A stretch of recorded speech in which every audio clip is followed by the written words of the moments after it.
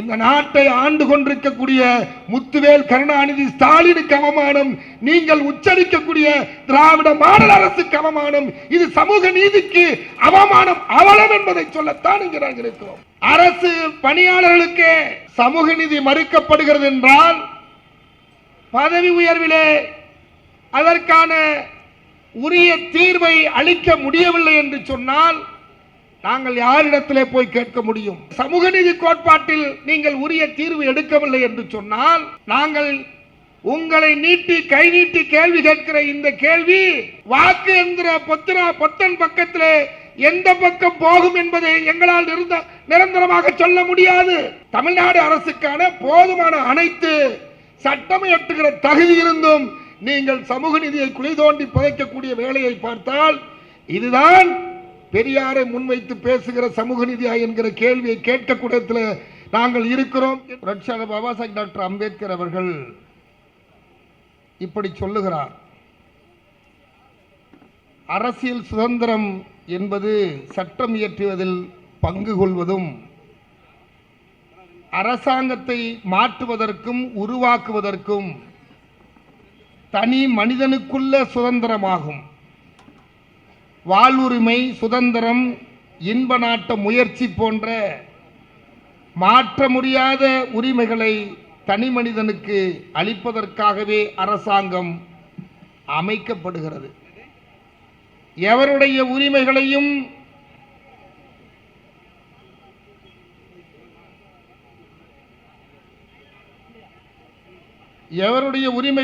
தனி மனிதனுக்கு அளிப்பதற்காகவே அரசாங்கம் அமைக்கப்படுகிறது. எவருடைய உரிமைகளையும் காப்பதற்காக என்று அரசு அமைக்கப்பட்டிருக்கிறதோ அவர்களுடைய அரசு அதிகாரம் பெறுகிறது.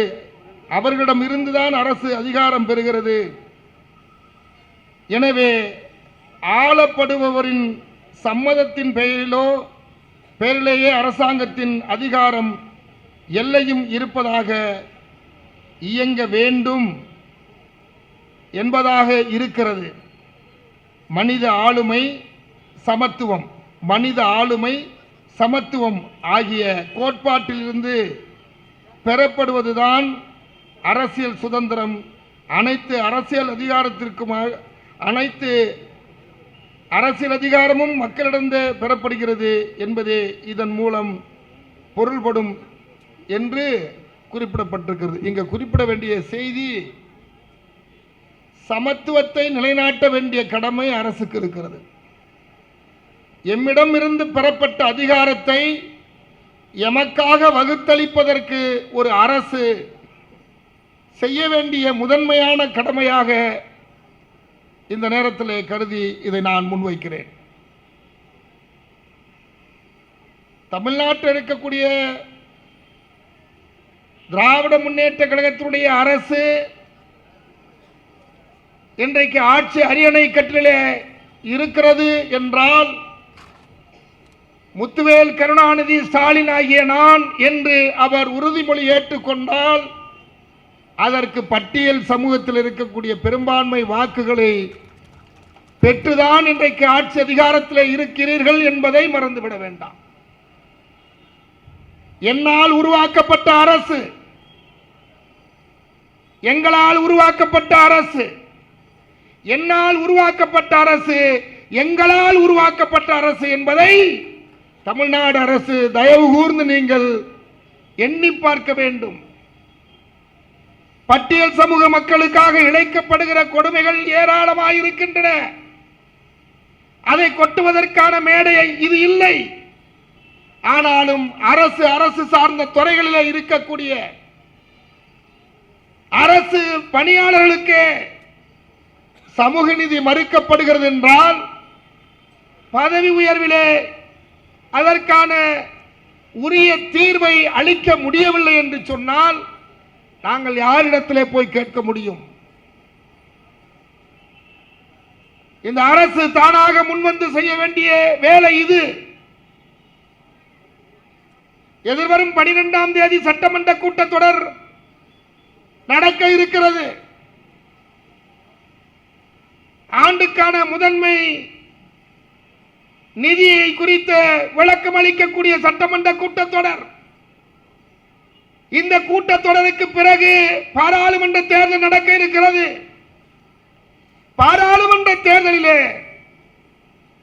எங்களுடைய இனத்திற்கான அல்லது எங்கள் பட்டியல் சமூகத்தில் பிறந்தவர்களுக்கான இந்த சமூக நீதி கோட்பாட்டில் நீங்கள் உரிய தீர்வு எடுக்கவில்லை என்று சொன்னால், நாங்கள் உங்களை நீட்டி கை நீட்டி கேள்வி கேட்கிற இந்த கேள்வி வாக்கு என்கிற பொத்தன் பக்கத்தில் எந்த பக்கம் போகும் என்பதை எங்களால் நிரந்தரமாக சொல்ல முடியாது.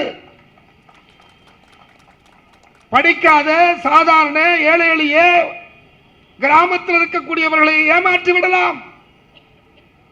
படித்த மெத்த படித்த அரசினுடைய அதிகார மட்டத்திலே அனைத்தையும் அறிந்திருக்கக்கூடிய அரசு ஊழியர்களை நீங்கள் ஏமாற்றி விடலாம் என்று சொன்னால், பூனை கண்ணை மூடிக்கொண்டால் பூலோகம் இருண்டு விட்டது என்று பொருள்படக்கூடிய அளவில் இந்த மக்களை நீங்கள் தொடர்ந்து ஏமாற்றலாம் என்று எண்ணினால் அது பெரிய விளைவை எதிர் விளைவை உருவாக்கும் என்பதற்கான எச்சரிக்கை மணி அடிக்கக்கூடிய கூட்டமாகத்தான் இந்த ஆர்ப்பாட்டம் நடந்து கொண்டிருக்கிறது என்பதை மெத்த படிவன்போடு நான் அரசுக்கு தெரிவிக்க கடமைப்படுத்திருக்கிறேன். ஏராளமான வழக்குகள் இருக்கின்றன. அரசு துறையில் இருக்கக்கூடிய அரசு ஊழியர்கள் பாதிக்கப்படுகிற போது அவர்களுக்காக நீதியை பெற்றுத் தருவதற்கு கூட அரசின் துறை சார்ந்த அல்லது நீதித்துறை சார்ந்த காவல்துறை சார்ந்த கட்டமைப்பு சரியாக இயங்கவில்லை என்பதுதான் எங்களுடைய பகிரங்கமான குற்றச்சாட்டு. ஆட்சி பணி முடித்து அதிகாரத்தில் இருக்கக்கூடிய ஆட்சி பணியாளருக்கு எஸ்சி கமிஷன்ல வந்து மனு கொடுக்க வேண்டிய நிலை இருக்கிறது என்று சொன்னால் அது யாருக்கு அவமானம்? எனக்கா? இந்த ஆர்ப்பாட்டத்திற்கு வருகின்றிருக்கக்கூடிய சட்டமன்ற உறுப்பினராக இருந்த முன்னாள் சட்டப்பேரவையுடைய தலைவராக இருந்த அண்ணன் சேக்கு தமிழரசன் அவர்களுக்கு அவமானமா? ஜக்கேன் அவர்களுக்கு அவமானமா? இந்த கூட்டத்திற்கு வர இருக்கிற அண்ணன் திருமாவளவனுக்கு அவர்களுக்கு அவமானமா? அண்ணன் முருகவேல் ராஜனுக்கு அவமானமா? இந்த நாட்டை ஆண்டு கொண்டிருக்கக்கூடிய முத்துவேல் கருணாநிதி ஸ்டாலினுக்கு அவமானம்.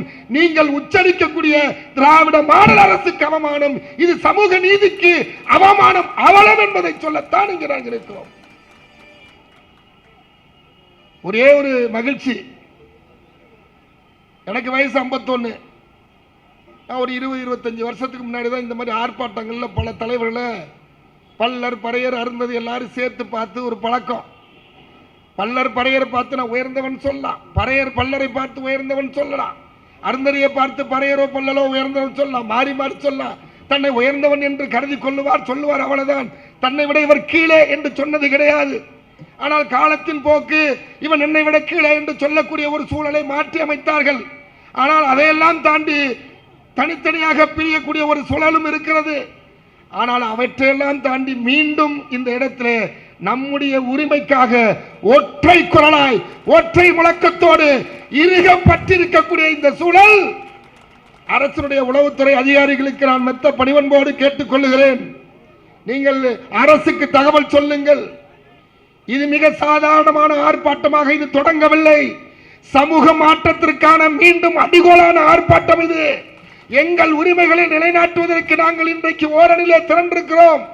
20 ஆண்டு காலத்திற்கு முன்னால் ஒரு அரசு துறையில் இருக்கக்கூடிய பட்டியல் சமூகத்தைச் சேர்ந்தவருக்கு யாராவது ஒருவருக்கு சிறு சிராய்ப்பு என்றாலோ அல்லது அவமானம் என்றாலோ அச்சுறுத்தல் என்றாலோ மிரட்டல் என்றாலோ பாதுகாப்பற்ற சூழல் என்றாலோ ஒன்றாய் நின்று முழக்கமிட்டோம், போராடினோம், எதிர்த்து நின்றோம், களமாடினோம். அந்த களத்தை நோக்கி மீண்டும் எங்களை கொண்டு வந்து களத்தில் அமர்த்தி வைத்திருக்கிறீர்கள். பாரதிய ஜனதா ஆளுகிற 4 மாநிலத்தில் இருக்கக்கூடியவர்கள் அரசு இதற்கான தீர்வு கண்டிருக்கிறது.